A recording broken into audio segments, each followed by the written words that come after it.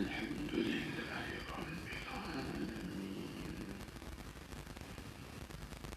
والصلاة والسلام على أشرف الأنبياء والمرسلين سيدنا ومولانا محمد الفاتح الأمين وعلى آله وصحبه أجمعين.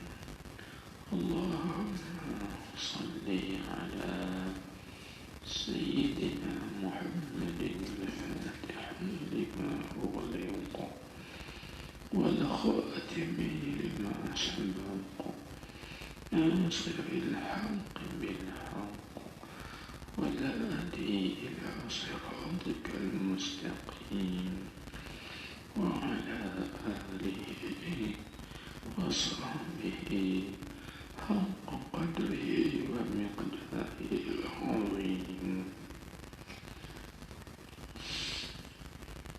صلاة تفتح لنا بها أبواب الرضا والتيسير وتغلق بها عنا أبواب الشر والتعسير، وتكون لنا بها وليا ونصيرا. أنت ولينا ومولانا فنعم المولى ونعم النصير. اللهم افتح لنا أبواب فضلك وانشر علينا خزائن رحمتك برحمتك يا أرحم الراحمين وبجاه سيد الأنبياء والمرسلين. أما بعد، فقال المؤلف حفظه الله تعالى ونفعنا بعلومه وبركاته وأسراره في الدارين، آمين يا رب العالمين. Kemudian bahwa datang ia malaikat Jibril alaihissalam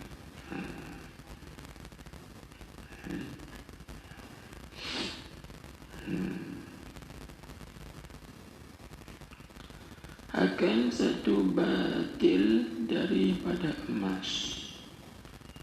Batil itu yang dipenuhi. Jadi yang dipenuhi itu sifat bagi batil. Batil yang dipenuhi hikmah dan iman, maka menuang ia Jibril alaihissalam akannya, yakni akan batil yang dipenuhi hikmah dan juga iman itu di dalam dadaku. Kemudian menudung dan menutup ia akannya, yakni akan dadaku. Baik.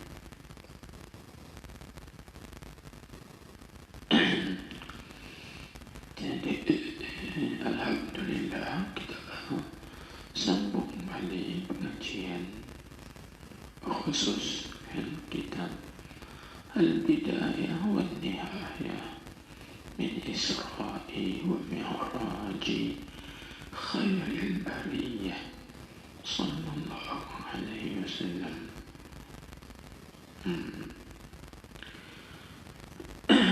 Baik.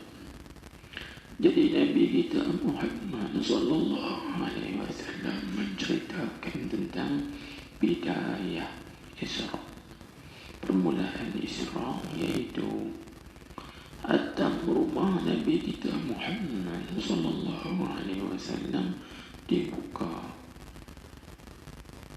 Pada ketika itu Nabi kita Muhammad sallallahu alaihi wasallam berada di Mekah.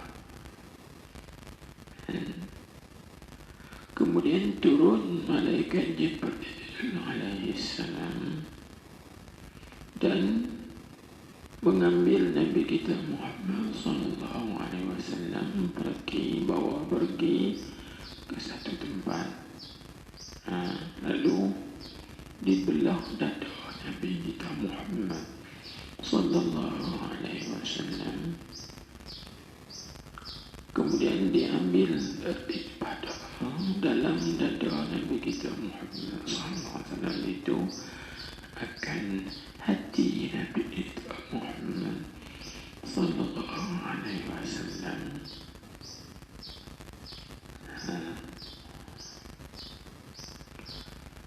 Kemudian dibasuh oleh malaikat Jibril alaihissalam dengan air Zam-Zam. Lepas itu malaikat Jibril alaihissalam pula bawa satu batil daripada emas yang berisi di dalamnya iman dan hikmah. Ini mengikut hadis ini, kan?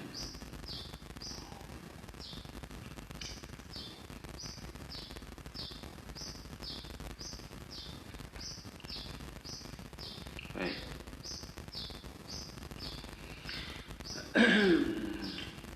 Jadi yang kita nak bincang ini iaitu mana? Kemudian bawa datang ia Jibril alaihissalam akan satu batil.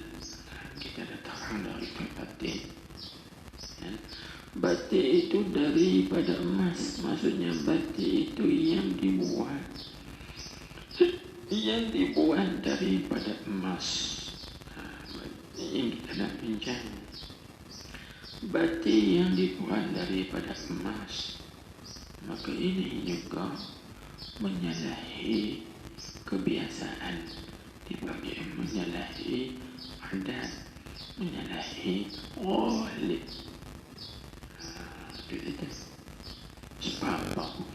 Sebab kebiasaannya dan yang ghalibnya batil itu daripada tembaga. Biasanya batil daripada tembaga atau daripada timah.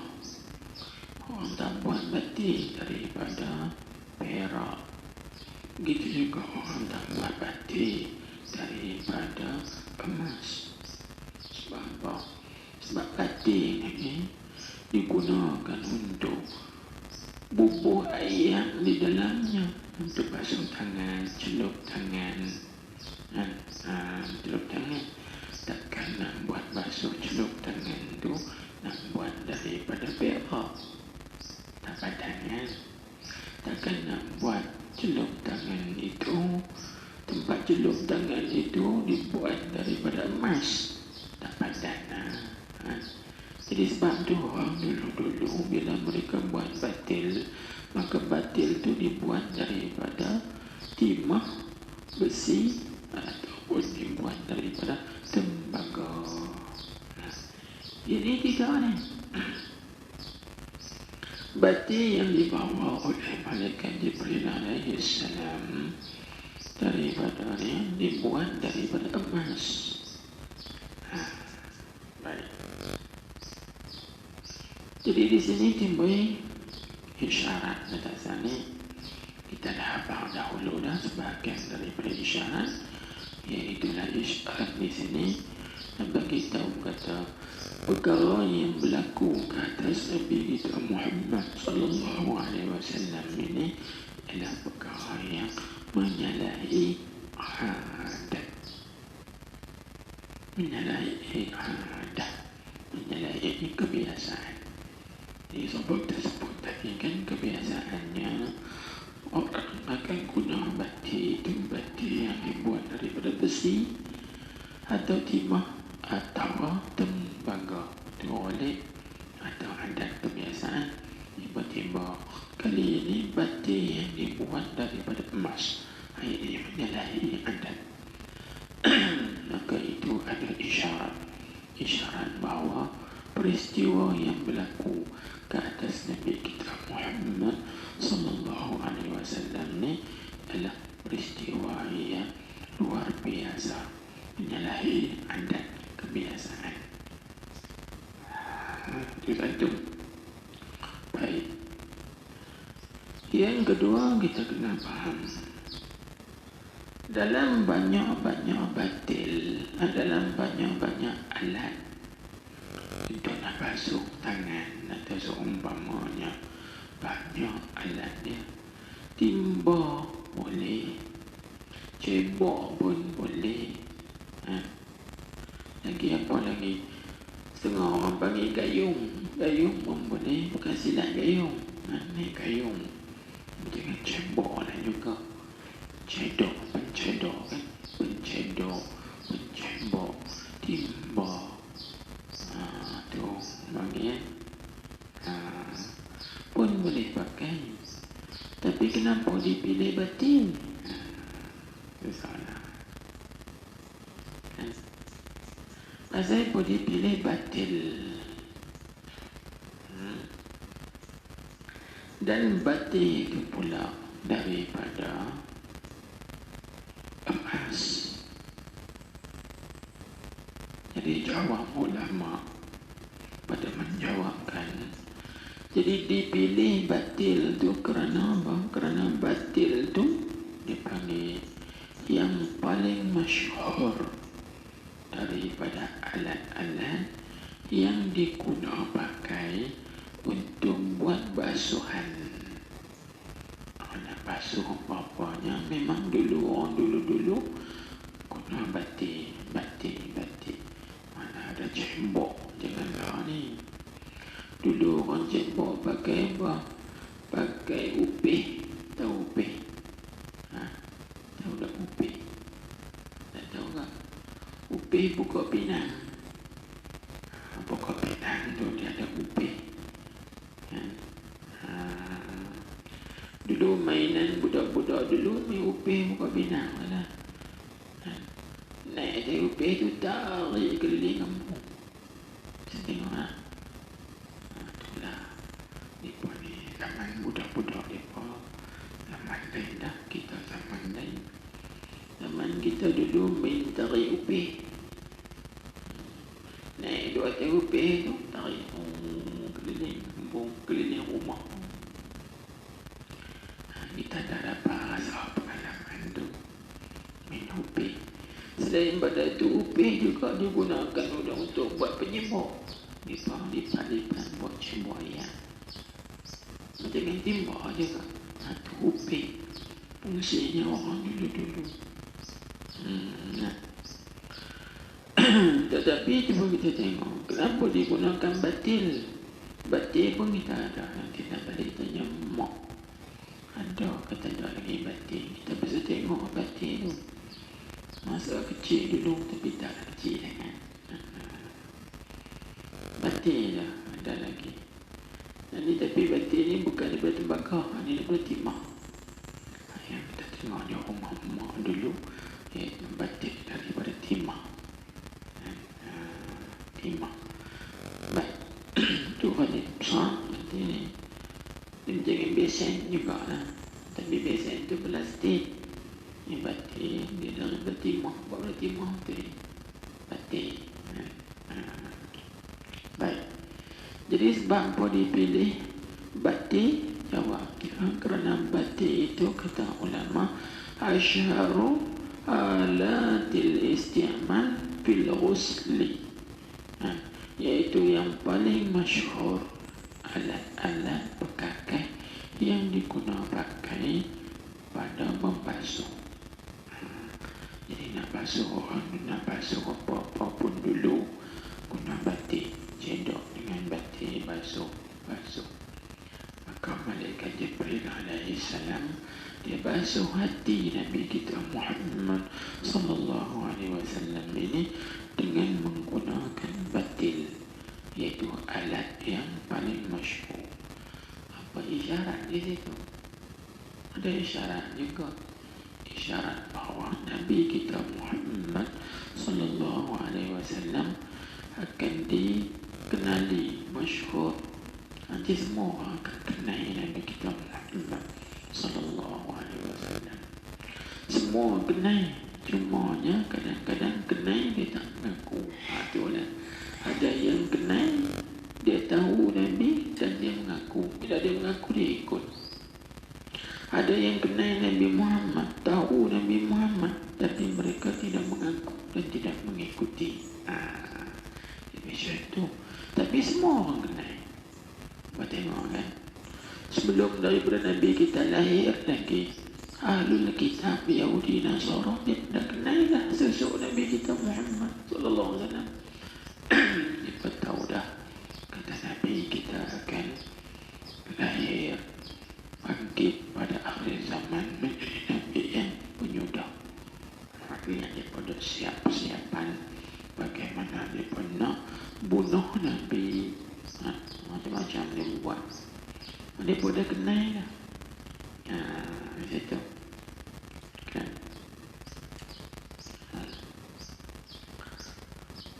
Ambil tu yang disebut tu dalam Al-Quran tu, Allah Ta'ala sebutkan ya'rifunahu kama ya'rifuna abna'ahum. Mereka itu mengenali Nabi sallallahu alaihi wasallam sebagaimana mereka itu mengenali anak-anak mereka. Bahkan Abdullah bin Salam dia berkata, wa ma'rifati li Muhammadin asyaddu min ma'rifati abna'i. Aku kenal Muhammad ni lebih lagi daripada aku mengenali anak-anakku. Kan? Mereka kenal Nabi, cuma ikut tak ikut. Tapi Abdullah bin Salam ni dia ikutlah. Dia beriman dengan Nabi sallallahu alaihi wasallam. Nak cerita di situ masyhurnya Nabi kita Muhammad sallallahu alaihi wasallam. Baik. Itu yang kedua. Yang ketiga, maklum dasar, iaitu batik itu diperbuat daripada emas. Kan? Dia orang tanya pasal apa ambil batik daripada emas. Jawabnya kerana emas itu adalah galian-galian yang paling bersih dan juga suci. Galian yang paling bersih dan suci. Maka di situ isyarat bahawa hati Nabi kita Muhammad sallallahu alaihi wasallam itu ialah hati yang paling bersih dan juga paling suci. Maka nak basuh yang paling suci bersih, kena ambil hak paling suci dan bersih juga. Bau badan, bau patut dengan dia. Takkan kita nak ambil benda kotor, benda yang kurang kualiti, benda yang tak baik, nak basuh atau nak cuci benda yang baik. Tak boleh. Kalau ambil benda yang tak baik, cuci benda yang baik, kotor. Macam yang rita kita merlap-merlip kan, ambil yang selut basuh, jadi dia nak rita lah, kotor balik dah rita tu. Patutnya ambil rita tu merlap-merlip dah, ambil yang bersih betul lagi dia merlap-merlip. Macam tu perumpamaan dia, perbandingan dia. Ada Darwish, nak faham tu? Nak basuh basikal, tak payah basuh lah. Jemur tengah panas, jemur tengah hujan juga. Badan dengan kerek, karat. Yang itulah. Ini ambil begitu. Ambil begitu benda yang baik. Itu satu. Dan yang kedua, nak bagi munasabah dengan tu. Mana? Emas ini dia tidak menerima karat. Itu orang panggil emas karat. Itu nama ya. Emas dia terima karat. Cuba tengok, emas dia duduk di dalam tanah pun 70 ton, 1000 ton. Cuba kita korek ambil emas itu, dia karat. Dia tak karat. Dia tak macam dengan besi. Dia tak macam dengan timah. Dia tak macam dengan tembaga. Kalau tembaga duduk dalam tanah setahun 2 karat, gitu juga timah, gitu juga besi. Tapi emas, emas kalau duduk di dalam tanah 1000 tahun pun dia tak karat. Sebab tu diambil. Maka munasabah dengan sesuai dengan hati Nabi kita Muhammad sallallahu alaihi wasallam. Hati Nabi kita ni hati yang bersih, yang tak menerima kotor sampai bila-bila. Tuhan jaga hati Nabi kita sampai bila tidak menerima kekotoran. Duk bersih sentiasa, tiap-tiap hari, tiap-tiap saat bertambah-tambah bersih, bertambah-tambah suci, tak menerima karat, tak menerima kekotoran selama-lamanya.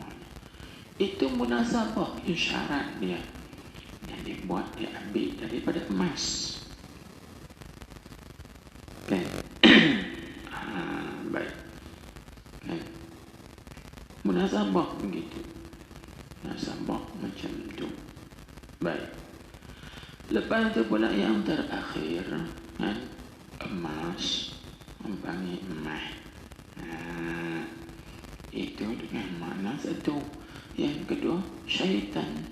Syaitan atau iblis sama sekali tidak boleh menyelewengkan atau menyesatkan, mengusik Nabi kita Muhammad sallallahu alaihi wasallam.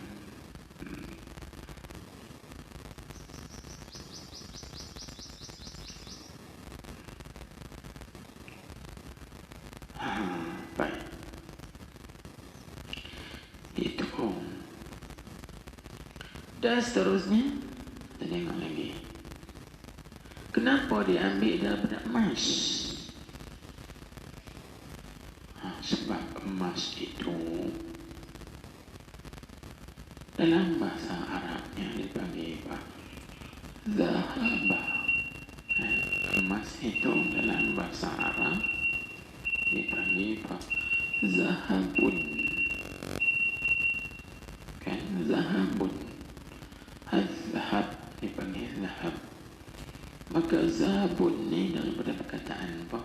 Zahabah. Zahabah maknanya dia ada dua makna. Ada zahabah dengan makna hilang. Hilang. Kan? Zahab dengan makna hilang. Jadi munasabah diambil, dibuat batik daripada emas itu kerana nak menghilangkan segala ru'unat, segala sifat-sifat kebodohan, sifat-sifat kemanusiaan yang ada dalam hati itu. Sebab kita manusia ni ada ru'unat, ada sifat-sifat kebodohan diri kita. Maka digunakan zahab itu untuk nak menghilangkan sifat kemanusiaan. Sebab itu kemanusiaan Nabi kita Muhammad sallallahu alaihi wasallam itu bukan seperti kemanusiaan manusia biasa. Kemanusiaan Nabi kita Muhammad sallallahu alaihi wasallam itu bukan seperti kemanusiaan manusia biasa. Tengok seperti Imam Busiri dalam Burdah, Qasidah Burdah dia sebutnya. Dia kata apa? Muhammadun basharun la kal bashar bal huwa kal yaquti bainal hajar. Kan? Muhammad tu manusia tapi tidak seperti manusia. Muhammad ni orang, tapi tidak seperti orang kebanyakan. Kita sebut Muhammad tu manusia, tapi bukan seperti manusia biasa. Tapi Muhammad ini adalah manusia luar biasa. Nak bagi tahu pada kita apa? Sifat basyariah Nabi Muhammad, sifat kemanusiaan Nabi Muhammad itu tidak seperti sifat-sifat kemanusiaan manusia biasa. Sifatnya luar biasa. Bagaimana perbandingannya? Perbandingannya seperti mana Nabi kita Muhammad ni seperti sebutir batu, seperti batu di celah-celahan batu. Kan? Mana Nabi kita ni batu, duduk di tengah-tengah batu-batu. Tapi batu Nabi kita ni bukan seperti batu biasa, tapi batu permata. Ya, kalau kita tengok batu, kita himpun batu banyak-banyak, di tengah-tengah batu tu ada sebutir batu permata. Dia batu juga, tapi dia batu dia lain. Yang ni batu biasa, ini batu permata. Faham tak? Itu cerita kata sifat kemanusiaan Nabi Muhammad sallallahu alaihi wasallam itu tidak seperti sifat kemanusiaan orang biasa, tapi dia mempunyai luar biasa.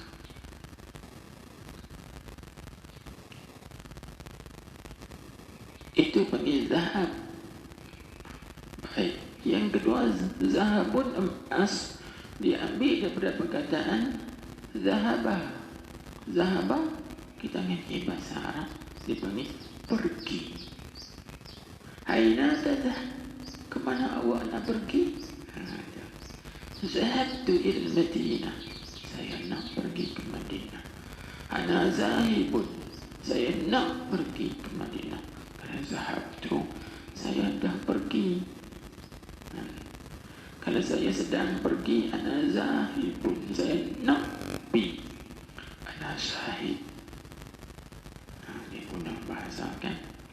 Kalau zahabtu, zahabta, itu nak tunjuk benda yang dah berlaku. Kalau sedang, kita sebut ashabu atau ana sahib, guna bahasa Arab. Baik. Jadi zahaba dalam bahasa Arab juga maknanya pergi. Jadi kenapa diambil ataupun diambil bati daripada emas ni? Kerana emas tu bahasa Arab dipanggil zahaba, pergi. Sebab apa? Sebab selepas daripada Nabi kita Muhammad sallallahu alaihi wasallam dibelah dadanya, Nabi kita akan dibawa pergi berjalan. Zahab Nabi di Mi'raj, di Isra kan, kemudian di Mi'raj kan. Itu panggil zahab. Maka munasabah dan sesuai, orang panggil seimbang dengan peristiwa Isra dan Mi'raj. Sebab itu malaikat Jibril alaihi salam bawa datang batil daripada emas. Banyak rahsia ni sebenarnya kalau kita kaji. Gitu. Baik. Yang berikutnya kita pergi lagi. Yang berikutnya, bila ditanya soalan, kan emas itu hukumnya haram. Kan emas itu hukumnya haram bagi orang lelaki. Di Nabi kita guna emas ni macam mana ni? Malaikat guna emas ni. Malaikat tu tak apalah, dia tak ada hukum taklif. Di Nabi kita ni maka ulama jawab dengan dua jawapan. Kan?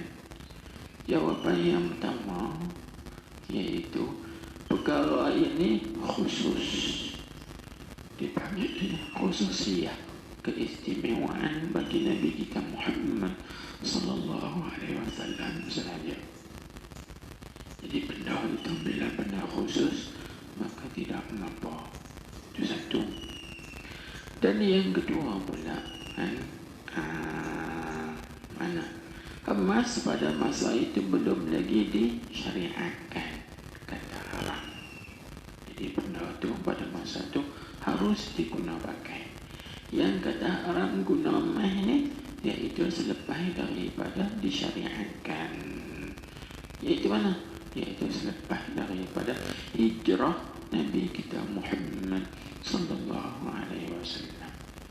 Lepas pada Nabi kita hijrah, jadi peristiwa hijrah dia berlaku selepas Isra Mi'raj. Isra Mi'raj berlaku sebelum hijrah.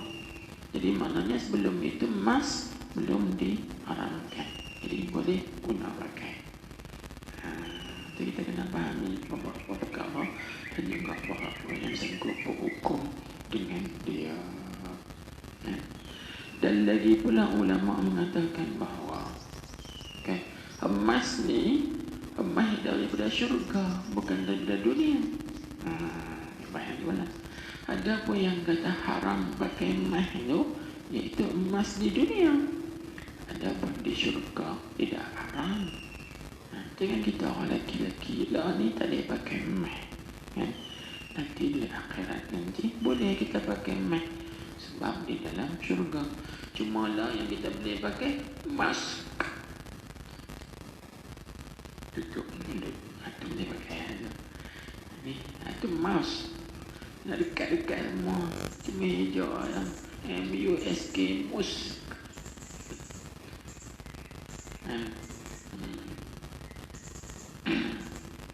Kasturi pun macam tu juga. Mas juga. Mas. Itu lah. Bahasa orang putih ni. Miskin.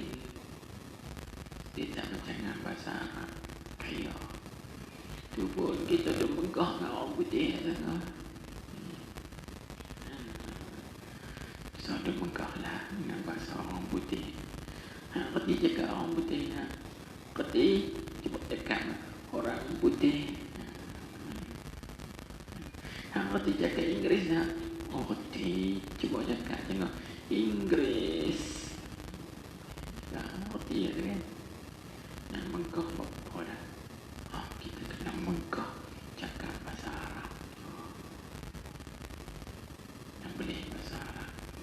Bukan tak bagi belajar bagus juga putih ni. Tapi tak salah untuk megah ni.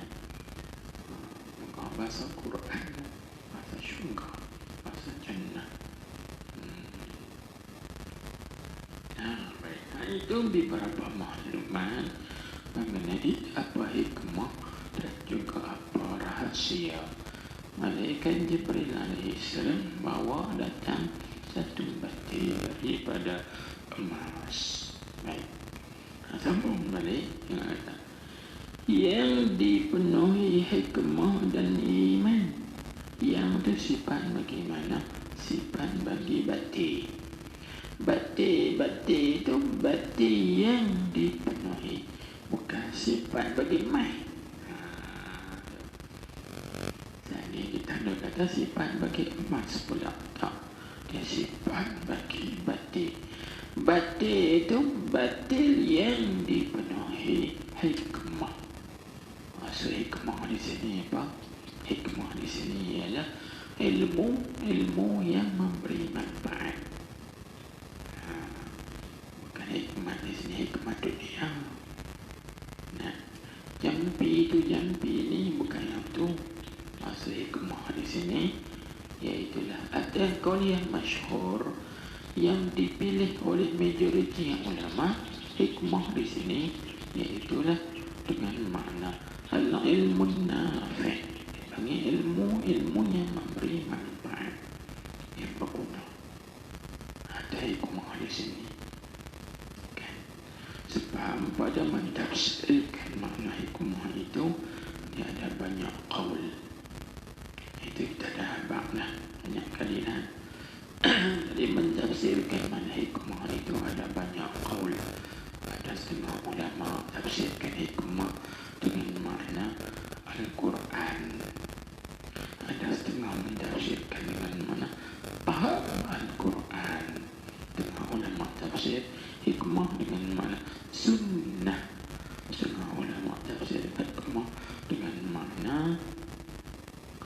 betul dalam perkataan, betul dalam perbuatan. Ada setengah ulama tafsir hikmah dengan makna apa? Nubuwah, maqam, pangkat kenabian. Jadi pelbagai ulama tafsir mentafsirkan hikmah itu. Tetapi qaul yang masyhur, majoriti ulama memilih pada mentafsirkan hikmah dengan makna ilmu yang memberi manfaat. Tengok, satu. Dan iman dipenuhi juga di dalam batil tadi ni iman. Dipenuhi iman. Baik. Maka di sinilah ulama bahas lagi. Hikmah dan iman ni benda berjirim ke? Jadi berjirim ke? Jadi perbahasannya panjang, cuma kita ringkaslah. Ya, ilmu, hikmah, iman ni benda berjirim. Sebab apa yang kata berjirim? Sebab dia dipenuhi. Dia guna dipenuhi, berisi dalam batin. Kalau benda itu tak berjirim, maka macam mana kita nak guna bahasa mumtali, mamluk?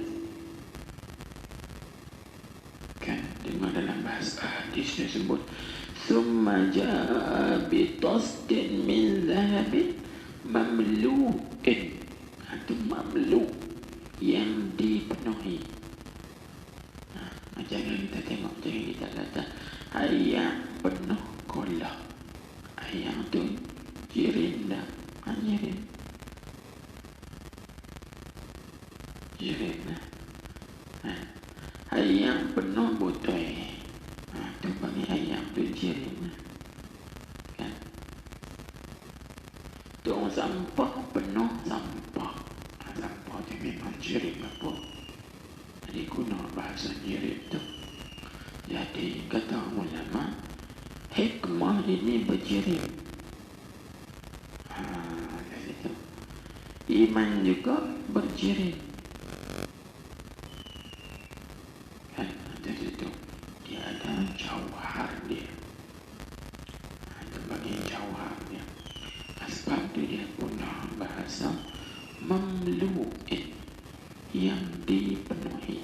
Itu isyarat bahwa kata ilmu itu berjirim, bahkan bagi iman itu juga berjirim. Kalau berjirim, jirim yang lagu mana? Jirim dia banyak jenis. Dia masuk jirim yang halus. Kan? Jirim yang halus. Macam mana? Macam yang kita kata angin ni.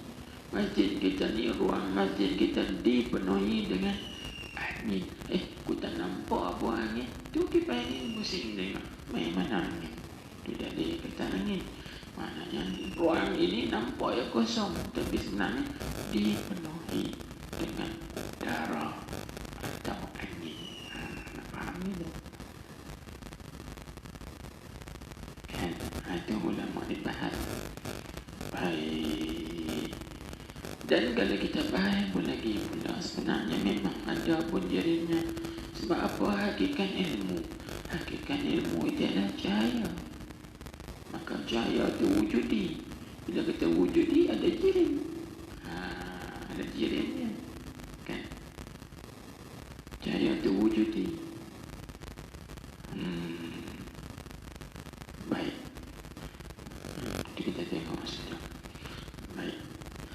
Maka tengok balik kita. Maka menuang ia Jibril alaihissalam, tuang akannya, yakni akan batil yang dipenuhi dengan hikmah dan iman itu. Baik.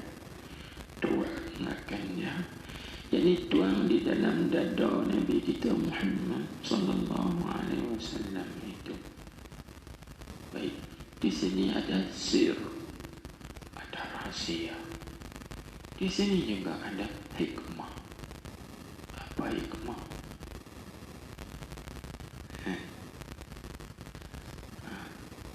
Coba kosongkan pikiran, tumbuh perhatian. Pikir.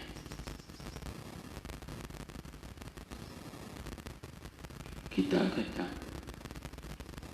Allah Ta'ala kuasa tak memasukkan ilmu dan hikmah itu tanpa dibelah dada Nabi kita Muhammad sallallahu alaihi wasallam. Maka tentu kita orang beriman ni akan jawab kuasa, sebab Tuhan kita itu innallaha ala kulli syai'in qadir. Allah Ta'ala itu amat kuasa di atas setiap perkara. Jadi Allah Ta'ala kuasa menuangkan terus, memasukkan terus hikmah dan iman itu ke dalam hati Nabi kita tanpa dibelah dada. Tuhan kuasa. Tapi apa hikmahnya, apa sirnya, apa rahsianya? Allah Ta'ala perintahkan malaikat Jibril belah dada, kemudian dituangkan iman dan hikmah di dalam dada.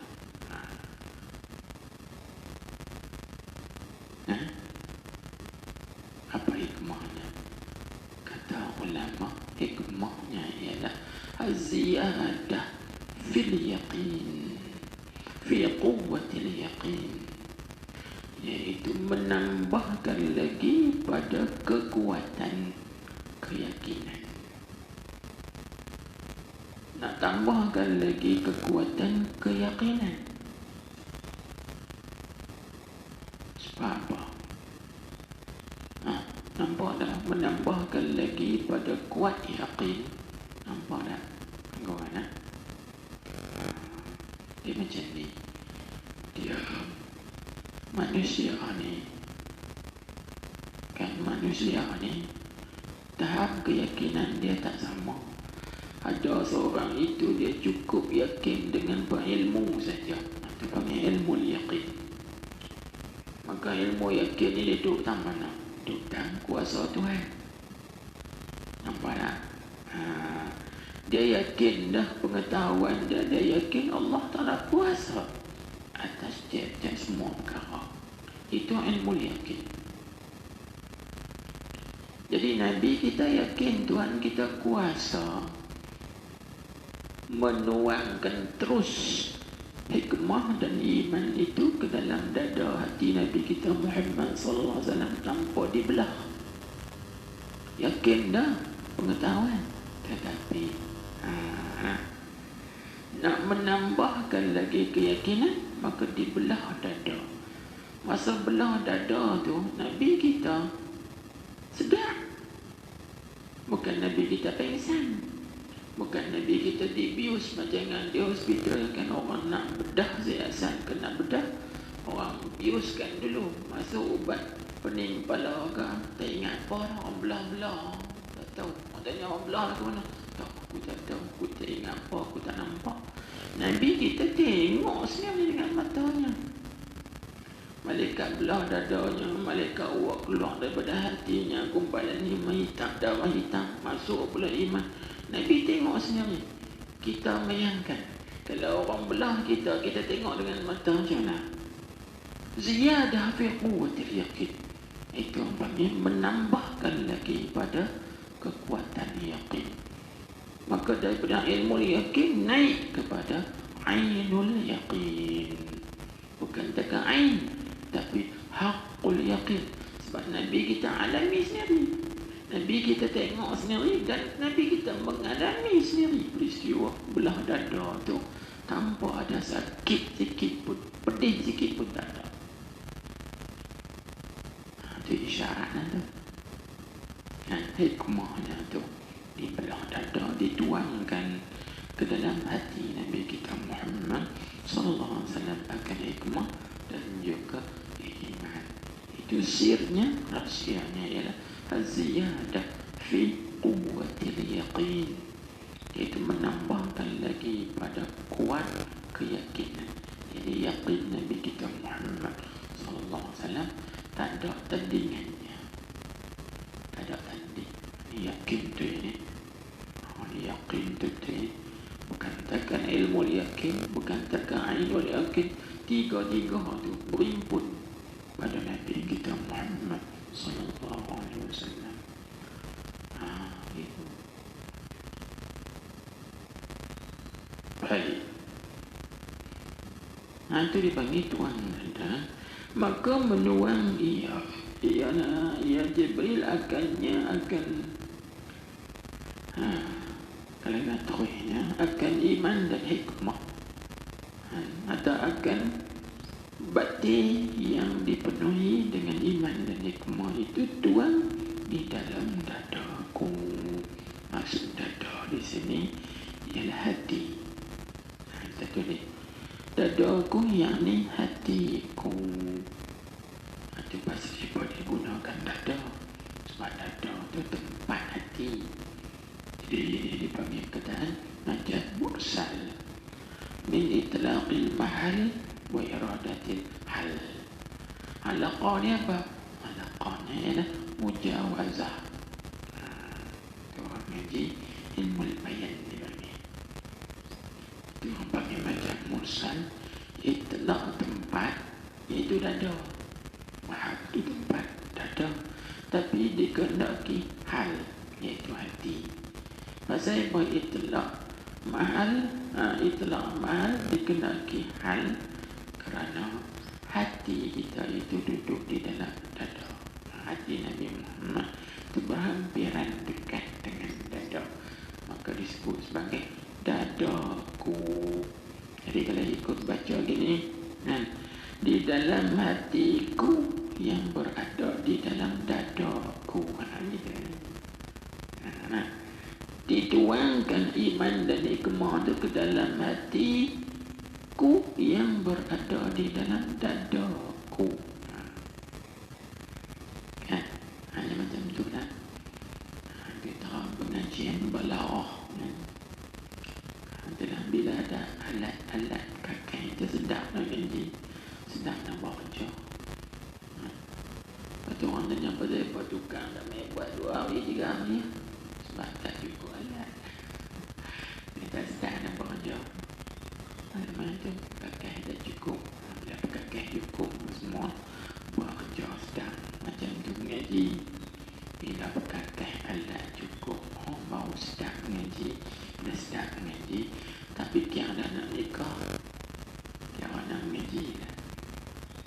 Dia kalau nak nikah ni pasal apa? Pasal ngaji, tu pening pada. Pening pada payah nikah ni lah, pening pada. Aku nanti kita tengok dulu nikah lewat ngaji dulu. Yang berbicara dengan sama Ali boleh dia nikah umur 50 baru nikah. Ngaji dulu tu di Serang 28 tahun.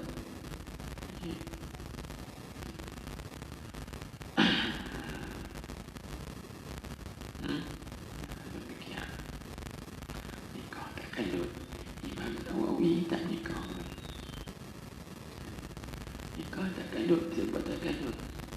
Tak nikah di dunia, nanti nikah di akhirat. Nikah kan? Sebab tak kalut.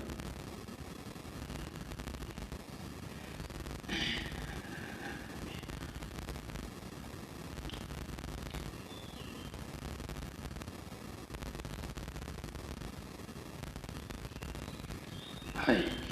Kemudian yakni selepas daripada dituangkan kan hikmah dan iman ke dalam hati Nabi kita Muhammad sallallahu alaihi wasallam ini, kemudian menudung dan menutup ia Jibril akannya, yakni akan dadaku. Jibril pun tudung dan juga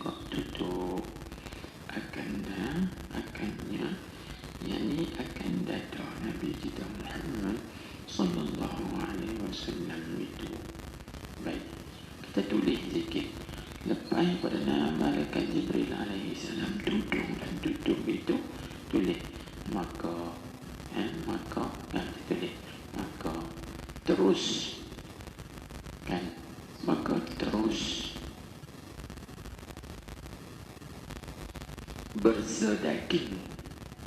Bersedaging ni maksudnya tangkup. Tempat belah tadi ni dia bertangkup macam dengan Hawaii balik, macam dengan tak belah lagi. Tengok tak ada kesan apa-apa belah, dia bertangkup. Dia panggil bersedaging dengan cepat. Dia tak macam dengan kita kan. Kita ni kalau belah, nak bertangkup balik tempat belah tu, balik kurang pun makan masa 3 bulan juga kan. Tengok orang beranak bersalin dengan jalan pembedahan. Kau nak tangkup tempat bedah anak tu makan masa tu. Tu orang salin dengan dia bekerja berat, sakit takut terbuai tempat tangkup kan. Makan masa 3-5 bulan juga, kadang-kadang setahun baru dia nak tangkup.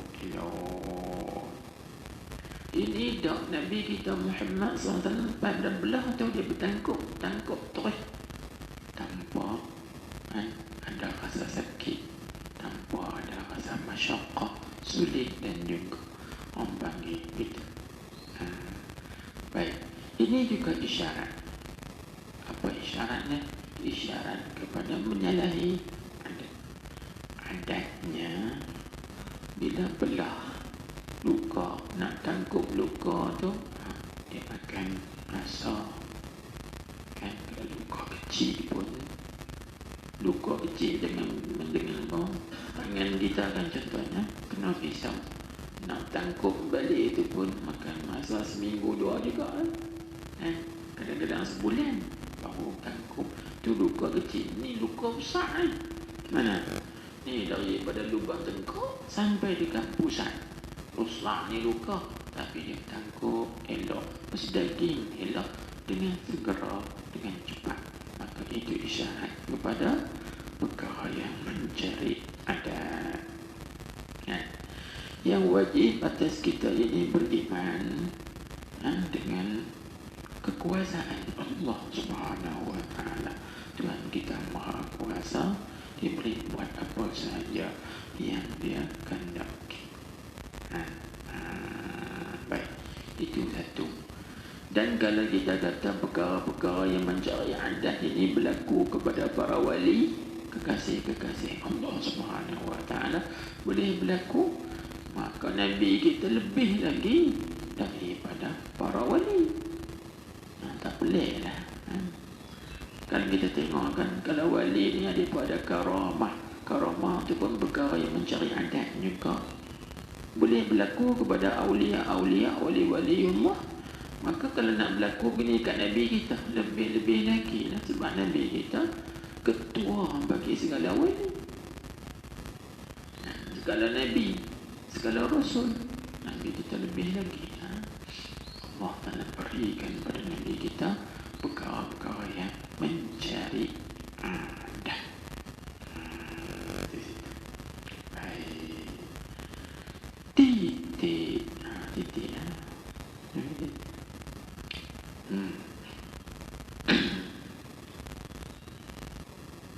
Tengok sikit. Maka kejadian ini, kembali bawa pada muka soalan tu. Nabi tadi itu 3 kali baca. 3 kali baca. Maka kejadian ini, kejadian mana? Kejadian belah dada. Dengar tulis. Maka kejadian ini iaitu kejadian belah dada. Belah dada Nabi kita Muhammad sallallahu alaihi wasallam ini, yang kata iaitu dengan nisbah bagi kita. Apa dia? Nisbah bagi kita apa dia? Nisbah bagi kita ialah bertaubat. Hak yang berlaku belah dada itu kita tulis itu nisbah bagi Nabi kita Muhammad sallallahu alaihi wasallam. Hak inilah yang disebut oleh apa? Tutur guru kita yang ambil faham daripada turunnya ayat Allah Ta'ala dan para malaikat bersalawat kata Nabi. Kan? Bila turun ayat ni, Inna Allah wa malaikatahu yusalluna ala nabi, al-ayat, maka kan Ibnu Abbas meriwayatkan Sayyidina Abu Bakar tanya kepada Nabi SAW, tidak ada sesuatu yang Allah Ta'ala khususkan pada engkau wahai Muhammad Rasulullah, melainkan kami umat ni akan dapat juga. Maka turun ayatnya pula, huwallazi yusalli alaikum wa malaikatuhu liyukhrijakum minadh-dhulumati ilan nur. Allah Ta'ala salawat kepada kamu dan malaikatnya supaya ia mengeluarkan kamu daripada segala kegelapan. Jadi nak apa? Tiap-tiap apa yang Nabi kita dapat, kita umat pun akan dapat juga. Tapi tak sama lah. Nabi kita dapat spesial, istimewa. Tapi tempeh-tempeh tu kita umat ni dapat juga. Maknanya apa? Maknanya dalam kes yang kita bicara ni, kalau Nabi kita di Isra' Mi'raj kan, kita umat pun ada Isra' Mi'raj. Faham tak? Apa Isra' kita? Apa Mi'raj kita? Nisbah bagi kita. Kalau Isra' nisbah bagi Nabi kita dimulai dengan belah dada. Itu Isra' kan? Okey. Maka Isra' nisbah bagi kita apa? Nisbah bagi kita ialah bertaubat. Sebab Isra' itu berjalan kepada Allah. Maka kita yang salik ni nak berjalan kepada Allah, perkara yang pertama mesti taubat. Kalau tak taubat tak boleh berjalan. Faham tak? Itu murid. Nabi kita Isra' tu berjalan. Jalan Nabi ke mana? Tak saat kita bincang dan zahab. Pergi kepada hadrat Qudsiyah, kepada hadrat Allah Ta'ala di kemuncak. Binihayah dia situ, bidayah dia Isra'. Baik, macam tu kita umat ni kita dapat tempih daripada Isra'. Maka permulaan Isra' kita apa? Nisbah bagi kita umat ialah bertaubat. Tengok dalam kitab sufi mana pun, orang sufi, seorang salik, seorang murid, bila dia nak berjalan kepada Allah, perkara yang pertama mesti dia lalui ialah taubah. Bertaubat. Tengok Imam Ghazali dalam kitabnya Minhajul Abidin, selepas pada aqabah ilmu dan makrifah, aqabah taubah. Itu mesti kena lalui. Bertaubat dulu baru boleh berjalan. Kalau tidak, maka tidak. Okay. Baik, Mi'raj Nabi kita naik dari Palestin, naik sampai ke langit, sampai ke hadrat Tuhan. Itu Nabi kita Mi'raj. Kita nisbah kita umat apa dia? Mi'raj kita. Mi'raj kita ialah semayang. Sebab tu semayang 5 waktu ini dikatakan Al-Mi'rajur Ruhiyyu. Mi'raj dia bahasa roh. Tapi bukan badan. Nabi kita Mi'raj zat dengan roh. Tapi kita umat dapat Mi'raj dengan roh saja, tidak jasad. Iaitu semayang. Semayang itu dipanggil Mi'raj Ruhi. Mi'raj yang bahasa roh. Jadi kita dapat. Kita dapat. Ini pun begitu. Nisbah bagi Nabi kita, bidayahnya Mi'raj Isra'. Bidayah Isra' iaitu belah dada, penyucian. Maka nisbah bagi kita umat dalam perjalanan kita nak menuju kepada Allah ialah bertaubat. Itu disebut sini. Maka kejadian ini iaitu dengan nisbah bagi kita umat ni ialah bertaubat. Kerana apa? Kerana penyucian hati yang berlaku ia penyucian hati bagi Rasulullah sallallahu alaihi wasallam, iaitu beberapa kali dalam hidupnya. Itu kita kata ada riwayat kata 2 kali, ada riwayat kata 3 kali, ada riwayat kata 4 kali, bahkan ada riwayat kata 5 kali. Itu beberapa kali. Ada 2 kali, ada 3, ada 4, dan ada riwayat yang kata 5. Tapi yang muktamadnya 4 saja. Itu kita ambil muktamad 4. Tapi berapa riwayat nanti kita abang ke depan. Ada satu lagi pada muka surat. Dan nanti kita huraikan. Pada muka surat 6 dia kata, dan sesungguhnya telah dibelah dada Nabi SAW sebanyak 2 kali. Itu mengikut satu riwayat. Kita terangkan, itu kita dapat sebahagian kan. 2 kali itu sekurang. Dia ada 3, ada 4 riwayat. 2, 3, 4, 5. Tapi yang muktamadnya 4. 4. Ditambah 5 je apa dia. Ditambah sampai 4 ini. Baik. Hanya sahaja ia mana penyucian hati itu dengan nisbah bagi kita umat-umatnya, umat Rasulullah ni, jadi adalah menepati taubat. Sebab taubat itu adalah penyucian hati. Taubat, cuci penyucian hati. Saya buat kita itu satu rahmat juga. Kalaulah kita ni kena cuci hati, kena pergi bedah makbui. Tiap-tiap kena bedah. Tiap-tiap kena bedah. Habis hancur badan ni dah. Nampak tak? Itu rahmat Tuhan juga. Tak apalah, tak payah bedah lah. Bertaubat pun cukup lah. Rahmat lah tu. Rahmat lah tu.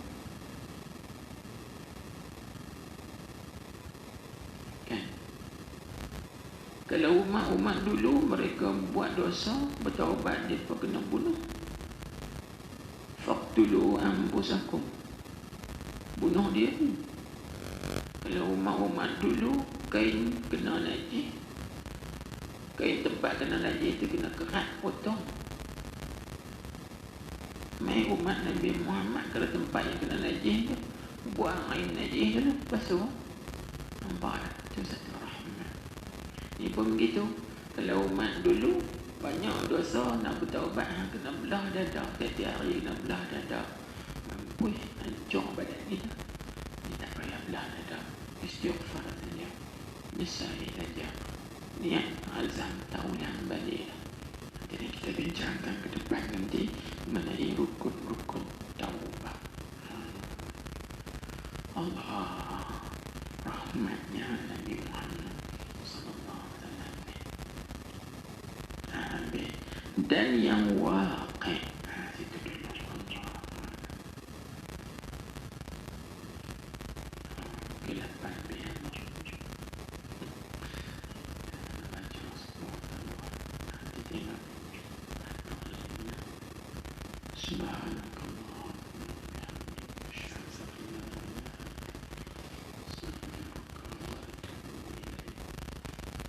Allahumma salli ala sayyidina Muhammad wa ala alihi wa sahbihi. Bismillahirrahmanirrahim. Allahumma aftah alaina hikmataka wa ansur alaina rahmataka ya arhamar rahimin. Allahumma rabbana atina fid dunya hasanah wa fil akhirati hasanah wa qina adhaban nar. Wa sallallahu wa sallam alaihi.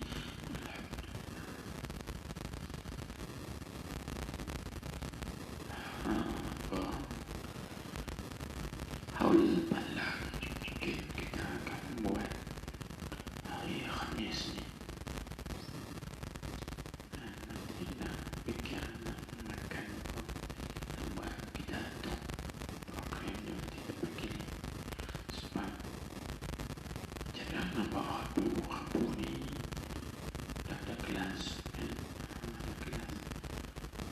Ambil tu elok lah. Ambil tu hari gotong royong kan. Cuma ada kelas pagi kan. Lepas itu tak ada kelas. Gotong royong kan. Kami dari ambil. Buat haul pada. Itu gotong royong bilang kita tunda hari Jumaat. Tak payah lah. Tunda hari Jumaat. Sebab lepas pada buat kenduri itu kan kotor. Dia kena gotong royong pula lah. Dia nak masak. Masak kacang-kacang lah. Kacang-kacang basikan. Kemarin baca kacang basikan. Punggah dia lepas ambil kacang-kacang.